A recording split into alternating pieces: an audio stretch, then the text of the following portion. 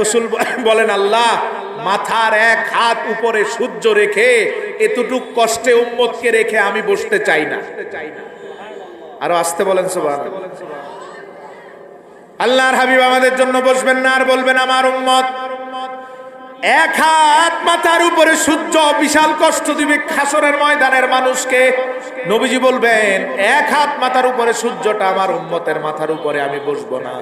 আল্লাহ বলবেন, কি করলে বসবেন আমারে বলেন, কারণ আমার ওয়াদা আছে। সূরা দোহাতে আমি বলেছি, ওয়ালা সাউফা ইউতিকা রাব্বুকা ফাতারদা। হাবিব আমার, হাসরের ময়দানে আপনি খুশি না হওয়া পর্যন্ত আমার দেওয়া বন্ধ হবে না, আমি দিতেই থাকবো যতক্ষণ খুশি না হন। সুবহানাল্লাহ। অতএব এই ময়দানে তো ওয়াদাই আছে, যতক্ষণ খুশি না হবেন দেওয়া বন্ধ হবে না। আপনি চান, চাইতে দেরি, আমি আল্লাহর দিতে দেরি হবে না। কি দরকার আপনার? নবীজি বলেন, আল্লাহ দেখেন, প্রথম আর্গুমেন্ট, হাসরের মাঠের প্রথম আর্গুমেন্ট নবীর প্রথম শব্দটা এভাবে বলবেন, আল্লাহ আমার উম্মতকে পাঠাইছেন সবার শেষে, বিচার করতে করতে আমার উম্মতের বিচার আসতে অনেক সময়ের দরকার, ঠিক না ভাই? ঠিক। আদমের উম্মতের, তারপরে উম্মত হতে হতে হতে হতে ঈসার পর্যন্ত, এরপরে আমাদের নবী। বিচার করতে তো সময় লাগবে কি লাগবে না? কথা কন না। বিচারে সময় লাগবে বিদায় তো হাসরের মাঠের ডিউরেশন হবে 50,000 বছর।